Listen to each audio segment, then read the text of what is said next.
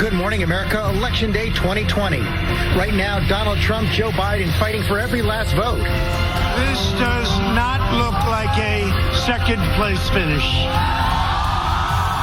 Time for Donald Trump to pack his bags and go home.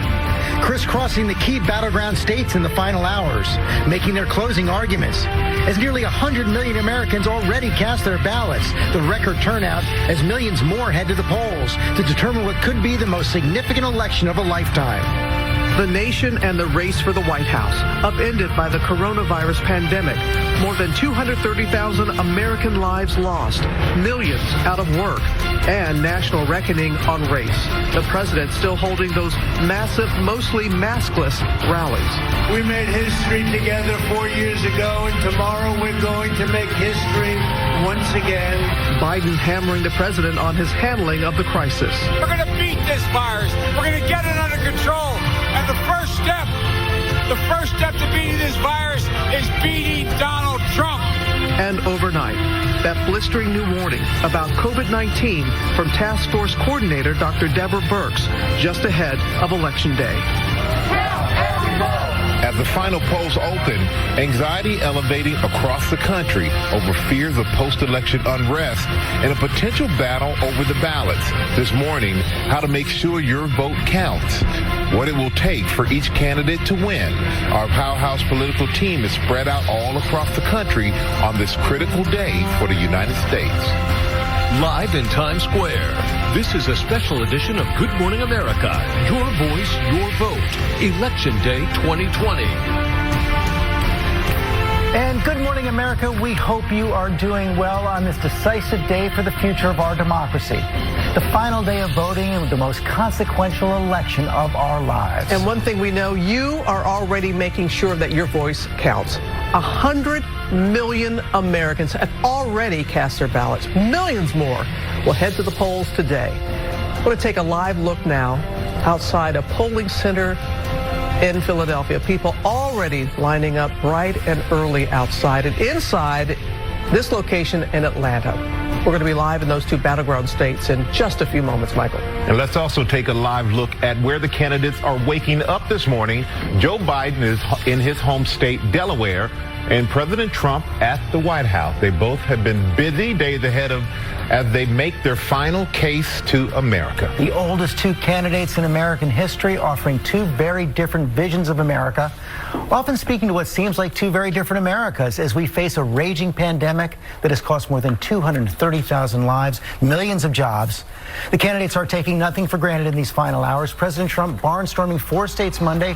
Joe Biden and his team, including former President Obama, fanning out across Pennsylvania, Ohio, Florida, and Georgia. Both sides will campaign today. Mary Bruce starts us off in Pennsylvania, the state that could decide this race. Good morning, Mary. Good morning, George. Well, it is finally here, and the candidates are out fighting for every last vote. This has been an unprecedented and hard-fought race, a year and a half of surreal campaigning, and now today it is up to the Election Day voters to bring this race across the finish line. With Election Day finally here, overnight the candidates making their final pitch. Nobody has ever fought harder for you than I am. I will tell you, nobody. We have to win this. We have to win this together. We can do this. Joe Biden fired up at his last drive-in rally in Pittsburgh. In the closing frenzy, the former vice president visiting Ohio and barnstorming Pennsylvania. The power to change this country is in your hands. While President Trump sprinted through 4 states, all ones he won in 2016. This does not look like a second place finish. As COVID cases in the U.S. climb past 9 million and with hospitalizations and new cases on the rise in every battleground state, Biden is hammering Trump on the pandemic until the very end. We're going to beat this virus. We're going to get it under control. And the first step to beating this virus is beating Donald Trump. In a memo obtained by the Washington Post, White House Task Force Coordinator Dr. Deborah Birx pleading with the Trump administration to take, quote, much more aggressive action against the virus. Even as the president continues to insist that the country is rounding the turn, Burke's writing, quote, "We are entering the most deadly phase of this pandemic." Go out and vote. With a narrow path to victory ahead of him, Trump's focus is on the electoral system, falsely claiming that the election could be stolen from him. Trump furious that the Supreme Court ruled Pennsylvania ballots postmarked by November 3rd can be accepted for up to 3 days after the election. I think it's a very, very dangerous decision. Twitter later restricting the president's tweet about the court's decision, warning he could be instigating violence. Biden saying Trump can't stop every vote from being counted. I don't care how much Donald Trump tries. There's nothing he's going to do to stop the people in this nation from voting. With almost 100 million ballots already cast, officials say tallying them could take several days in some states. And that's not a sign that anything is wrong. But this morning, both sides are gearing up for potential legal battles over the results and a fight for the White House that could last far beyond Election Day. Now, after a whirlwind sprint to the finish, President Trump has a relatively light schedule today, just one stop planned in his election office in nearby Virginia, while Joe Biden is going to close things out back where it all started with a visit to his hometown of Scranton, Pennsylvania. And George, tonight, Biden's campaign says he will be addressing the nation regardless of the results. George. And Mary, the last time a candidate had a national lead like this going into Election Day was Bill Clinton in 1996, had about an 8-point lead. Does the mood inside the Biden campaign reflect that?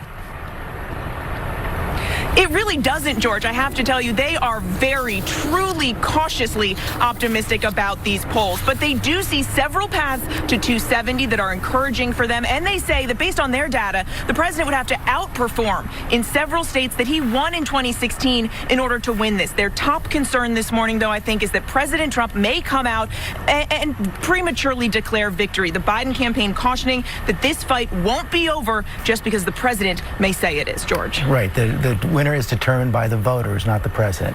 Mary Bruce, thanks very much. Robin? Good morning to you and welcome to CBS This Morning. It is Tuesday, November 3rd, 2020, Election Day. We are here on Times Square at election headquarters. We're ready. I'm Gayle King with Anthony Mason and Tony DeCopel. It's Decision Day in America. We're at the crossroads of history. Each candidate made their final appeal for votes as Americans prepare to choose the next president of the United States.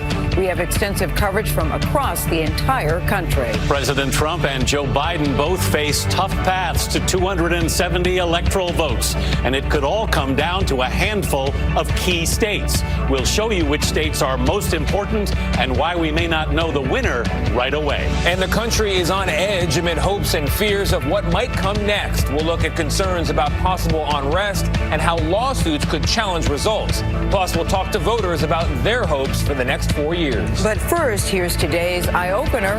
It's your world in 90 seconds. I don't care how hard Donald Trump tries. There's nothing that's going to stop the people of this nation from voting. Polls officially open. Election Day 2020 is finally upon us. Look at this crowd. You can't even see the end of it. You can't even. This is not the crowd of a second place finisher. Do you agree with that? Power is in your hands, Pennsylvania. Both campaigns agree for legal reasons Pennsylvania's vote is going to take a while to be tabulated. Well, let's take 6,000 of these. We'll put them over here. Let's take 6,000 of these. It's going to be cheating. Let's fire Trump and I'll hire Fauci. Top experts tell the Trump administration that the country is entering the most concerning and most deadly phase of the pandemic. A vote for Biden is a vote for lockdowns. There was a manhunt for several suspects involved in a terror attack in Vienna, Austria. Attackers opened fire on at least 6 places in the city. All that. A hockey player gets a little too excited. He jumped into the plexiglass. And all that matters. I was listening to the radio on the way in the car. All they were talking about was the election. I had to turn it off. Do you know what I listened to 3 times back to back? True story. Mariah Carey's All I Want for Christmas Is You. The best way to describe how I'm feeling right now, it's somewhere between Christmas Eve and the night before a liver transplant. On CBS This Morning. I'm sure a lot of you wish you could just relax and skip ahead to when all the votes are counted. Well, thankfully, The Late Show has a new sponsor who can help. Drink It In, the only prescription-strength formula to mix rye and corn mash. Drink It In targets election stress by reducing tension, lowering inhibitions, and eliminating all awareness of the Electoral College. Side effects may include headache, liver ache, loss of vision, loss of car keys, loss of friends, and upset spouse. Election strength Drink It In. Drink your election blues away. This morning's Eye Opener is presented by Progressive, making it easy to bundle insurance. Well, I have to say, I don't even drink, and that looked pretty good to me. I don't know where. Drink it in. Where do I get that? Many Americans taking advantage of early voting. Early drinking also sounds good. Well, a lot of people feel that way. Welcome to CBS This Morning. It's Election Day, and as you see, we're not spending it in Studio 57. It's a big, big day, so we're in a big, big space. We're coming to you from our CBS News election headquarters right here in Times Square. They're very cool. I know, I'm very excited to be here. Very excited. It's going to be a long day, and we are ready and excited to bring this to you. The waiting, it is finally over on this election day. Can you believe it? It's here. Now it's up to you, the people, to make your voices heard. Joe Biden and President Trump have both made their closing arguments. Biden was in his home state of Pennsylvania, where he will return today. And the president was in Grand Rapids, Michigan, in the same place he closed out his 2016 campaign. He'll be watching the returns at the White House. 400 people have been invited to that viewing party. We've already seen unprecedented early turnout for this election. It's estimated nearly 100 million Americans have already voted. This morning, many are already lined up for what could be the highest election turnout in U.S. history. We've got correspondents throughout the country following every aspect of this momentous day. We'll start with Ben Tracy at the White House. Ben, good morning. Good morning. So there is now non-scalable fencing surrounding the entire White House complex, and they expect that to stay up through the rest of the week. Obviously, what happens today will determine who lives in this house for the next 4 years, and the two candidates battled it out in the battlegrounds until the final moments of the campaign. We want to do it just like last time, but let's give me a little bit more margin than that, if you don't mind. Joined by his running mate and his family, President Trump held his last rally of the campaign in the same place he ended his run for the White House back in 2016, Grand Rapids, Michigan. I kept saying we have to finish off here. We have to do it. It's just we can be a little bit superstitious, right? On Monday, the president made 5 stops in 4 different and important swing states. I am asking you tomorrow to go out and vote for your all-time favorite president.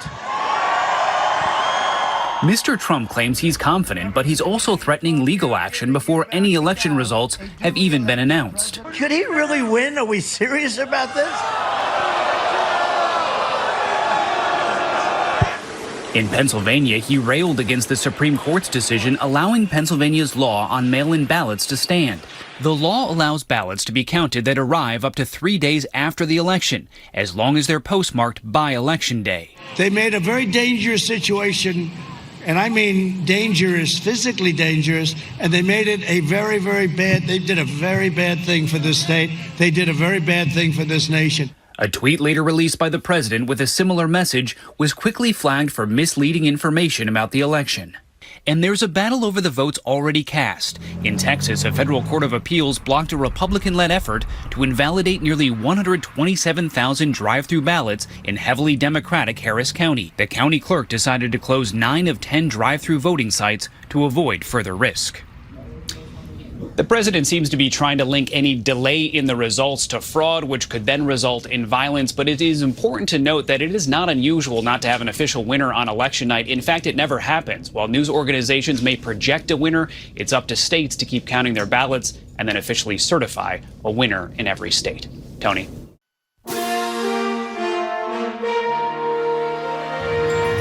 Good morning. Election Day 2020. America heads to the polls. It's your responsibility as a citizen to get out here and vote. After nearly 2 years of campaigning, voters finally have their say, eager for their voices to be heard in the most consequential election in generations. Nearly 100 million votes already cast as the candidates make their final pitches in key battleground states overnight. We want to do it just like last time, but let's give me a little bit more margin than that, if you don't mind. It's time for Donald Trump to pack his bags and go home. voter safety during the pandemic and the security of the ballots a priority for election officials. We're anxious to get it done and to get it done right. At stake, the balance of power, the direction of the nation, and the future of both parties. The world is watching as millions of Americans decide who will be the next president of the United States. Today, Tuesday, November 3rd, 2020. From NBC News, this is a special edition of Today, Election Day 2020, with Savannah Guthrie and Hoda Kotb. From Studio 1A in Rockefeller Plaza. Hey guys, we made it. It is Tuesday. It is election morning 2020 at long last. It's all over but the voting. Although actually the voting's been going on for weeks in this country. This is a day a lot of people have been waiting for. It's high hopes for people on both sides of the aisle. And no matter who wins, this is a chance every 4 years. And let's just embrace it to really see democracy in action. And by the way, we've already seen that this morning. Here's a live look at voting lines across the country: Pennsylvania, Ohio, North Carolina, and Connecticut. Just a snapshot of what's already going on at this early hour. A lot of polls open 6 a.m. And of course, nearly 97 million Americans have already voted. That's shattering records. And that includes the two men on the presidential ballot. It's important to remember today is the last day that votes can be cast. This is not the last day for them to be counted. This could be a long night, a long week, or a long month. We'll see. And given this historic turnout, indeed, the process could take longer than normal. We do, though, and this is tradition now, we get the results to share with you of midnight voting in two small New Hampshire communities, and it's a split decision. Joe Biden sweeps all 5 votes in Dixville Notch, New Hampshire. President Trump won it 16-5 in neighboring Millsfield. All right. Meantime, the uncertainty of this day is being felt across the United States from coast to coast. Hard to believe, but unprecedented measures are being taken to guard against potential unrest. There are security in front of stores. Stores are being boarded up. Yeah, hard to imagine this has to happen this year, but it does. We've seen it in New York. We've seen it on Beverly Hills' famed Rodeo Drive. And take a look at this. A temporary fence has been placed around the perimeter of the White House. Tensions are high on this election day. We're going to walk you through everything there is to know, where things stand, the key states to watch, how voters are feeling, and yes, even if the weather will cooperate. Yeah, that seems to be going in the right direction. Let's get started, though, with NBC's Peter Alexander right there at the White House, where President Trump will spend the day today. Hey, Peter, good morning.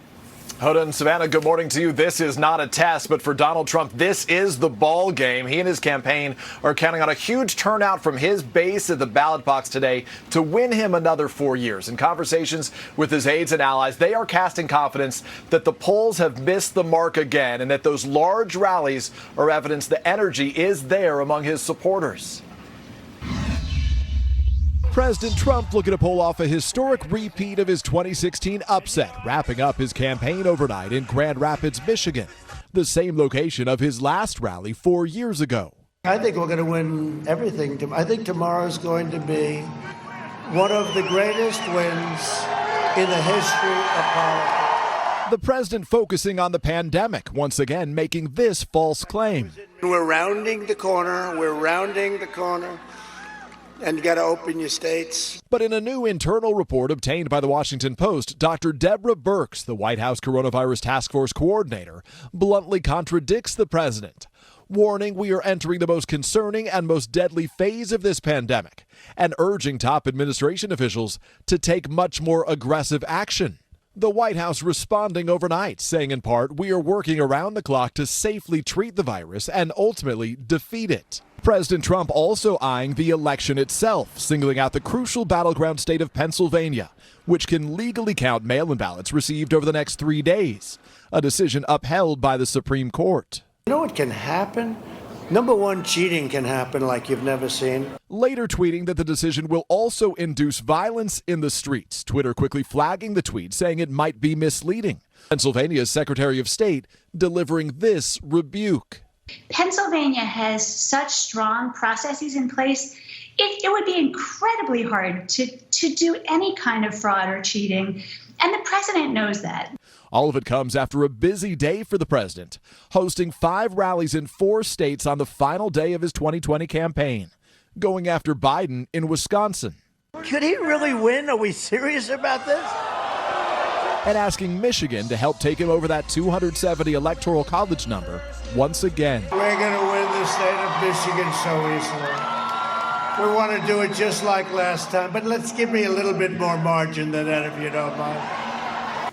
President Trump has just one stop on his schedule today, a short drive to thank his campaign staffers. As for tonight, the president has invited 300 to 400 guests here to the White House this evening to watch the election results roll in. A White House official telling me COVID testing will be required. And as you noted this morning, barriers are now up all around the White House complex, securing it against any possible protests or demonstrations from either side tonight.